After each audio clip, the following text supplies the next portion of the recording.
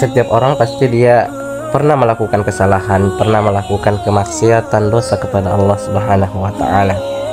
Karena memang dalam Al-Qur'an Allah Subhanahu wa taala menyebutkan bahwasanya jiwa kita ini itu selalu mengajak kita kepada perbuatan dosa dan kemaksiatan kepada Allah Subhanahu wa taala.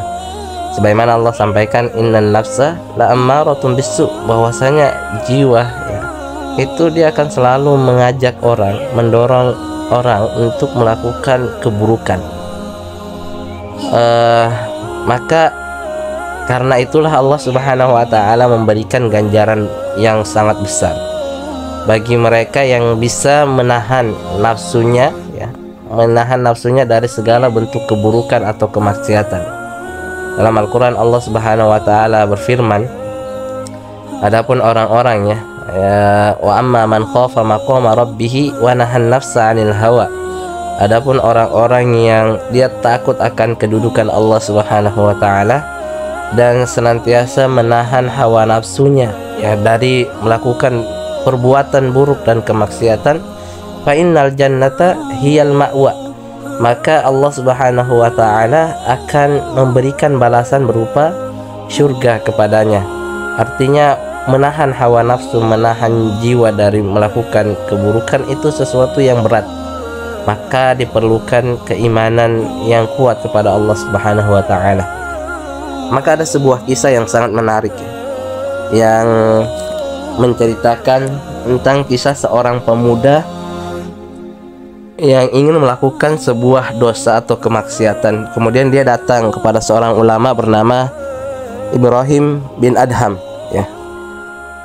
Pemuda itu mengatakan, wahai Syekh, sesungguhnya jiwaku ini selalu mendorongku untuk melakukan kemaksiatan. Tolong berikan kepadaku nasihat yang mudah-mudahan nasihat itu akan bisa menahan diriku untuk terjatuh dalam kemaksiatan. Kemudian Ibrahim bin Adham berkata kepadanya ya, memberikan sebuah nasihat. Beliau mengatakan bahwasanya engkau boleh saja melakukan dosa atau engkau boleh saja melakukan kemaksiatan asal engkau bisa memenuhi 5 syarat yang aku sebutkan. Kemudian pemuda itu mengatakan, coba sampaikan apa 5 syarat yang aku harus lakukan agar aku bisa melakukan kemaksiatan. Kemudian Ibrahim bin Adham mengatakan, jika engkau ingin bermaksiat kepada Allah Subhanahu wa taala, lakukanlah di tempat yang engkau tidak bisa dilihat oleh Allah Subhanahu wa taala. Artinya kalau engkau ingin melakukan dosa, cari tempat yang itu engkau tidak dilihat oleh Allah Subhanahu wa taala.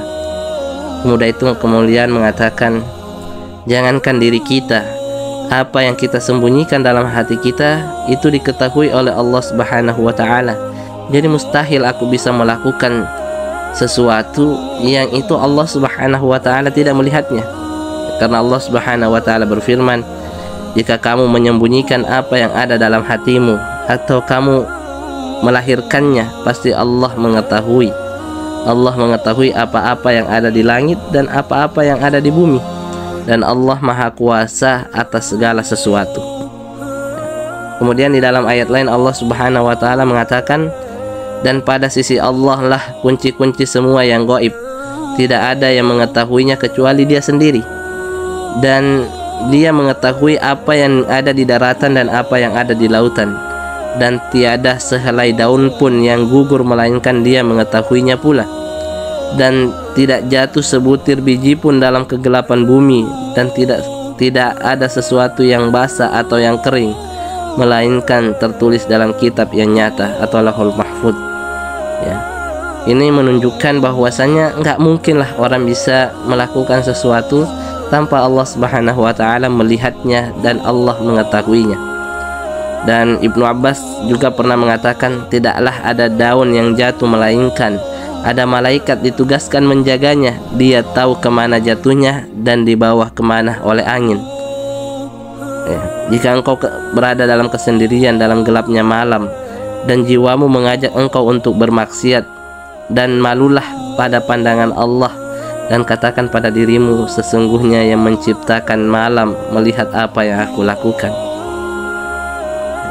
Dan masih banyak lagi ayat-ayat lain yang menunjukkan bahwasanya betapa Allah Subhanahu wa ta'ala Dia maha mengetahui atas segala yang diperbuat oleh hamba-hambanya.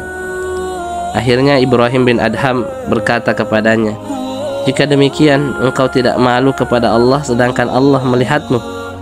Pemuda ini kemudian terdiam dan berkata, apa nasihat berikutnya? Kemudian yang kedua, Ibrahim bin Adham berkata kepadanya, jika engkau ingin bermaksiat kepada Allah, jangan engkau bermaksiat di buminya. Lelaki itu kemudian berkata, jika begitu, kemana saya akan pergi? Di mana semua yang ada di bumi dan apa yang ada di langit adalah milik Allah Subhanahu wa ta'ala. Ibrahim bin Adham berkata, jika demikian engkau tidak malu bermaksiat kepada Allah sedangkan engkau tinggal di buminya. Rumah yang kita miliki pun merupakan pinjaman dari Allah Subhanahu wa ta'ala. Bahkan jiwa kita bukan milik kita, akan tetapi milik Allah Subhanahu wa ta'ala. Ketahuilah, ketika kita bermaksiat kepada Allah, berarti kita bermaksiat kepada nikmat Allah Subhanahu wa ta'ala. Pemuda ini pun berkata, apa nasihat selanjutnya? Ibrahim bin Adham mengatakan, jika engkau hendak bermaksiat kepada Allah, silakan, tetapi jangan engkau makan rezeki yang ada, atau jangan engkau makan rezeki yang datangnya dari Allah Subhanahu wa ta'ala. Kemudian pemuda itu mengatakan, Allah Subhanahu wa ta'ala berfirman, dan tidak ada satupun binatang melata di muka bumi melainkan Allah lah yang memberikan rezekinya, dan Dia mengetahui tempat berdiam binatang itu dan tempat penyimpanannya. Semuanya tertulis dalam kitab Allah yang nyata. Semua rezeki kita telah ditentukan oleh Allah Subhanahu wa ta'ala. Oleh karenanya jangan takut ya. Kita nggak usah khawatir bahwasanya kadang kita terlalu takut kalau banyak anak berarti rezeki kita akan berkurang. Ketahuilah bahwasanya rezeki itu semua sudah ditentukan oleh Allah Subhanahu wa ta'ala. Setelah itu pemuda itu berkata, bagaimana saya bisa hidup kalau begitu, di mana semua nikmat itu datangnya dari Allah Subhanahu wa ta'ala? Ibrahim bin Adham berkata, jika demikian apakah engkau tidak malu bermaksiat kepada Allah, padahal Dialah yang memberikan kepadamu makan, Dia memberikan kepadamu minum, dan yang menjaga selalu rezekimu. Pemuda ini kemudian mengatakan, coba tambahkan lagi nasihatmu kepadaku. Ibrahim bin Adham rahimahullahu ta'ala berkata, jika engkau ingin bermaksiat kepada Allah, kemudian datang seorang malaikat kepadamu ingin mencabut nyawamu, bisakah engkau mengatakan, mohon maaf saya belum mau mati? Pemuda ini pun kemudian mengatakan, subhanallah, saya tentu tidak mampu untuk melakukannya. Andaikan kematian itu bisa ditolak dengan kekayaan, maka niscaya tidak akan ada orang kaya yang mati. Andaikan malaikat maut itu bisa dijaga oleh para penjaga, maka tidak ada pejabat dan penguasa yang mati.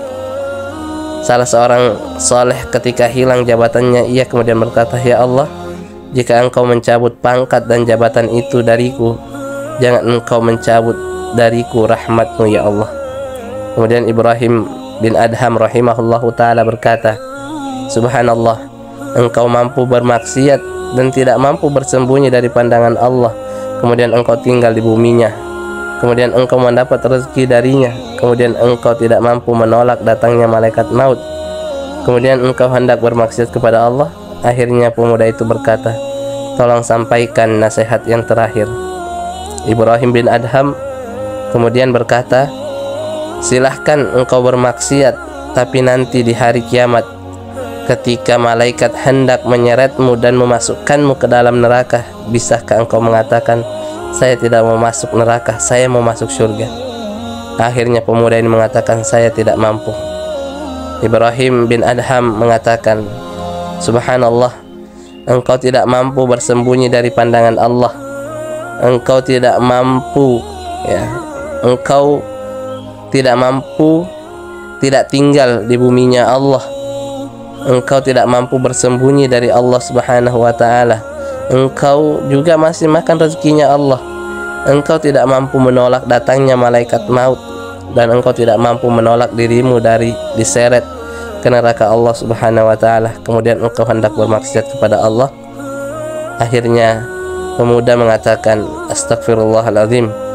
Dia beristighfar dan bertobat. Akhirnya ia kemudian tidak jadi melakukan kemaksiatan.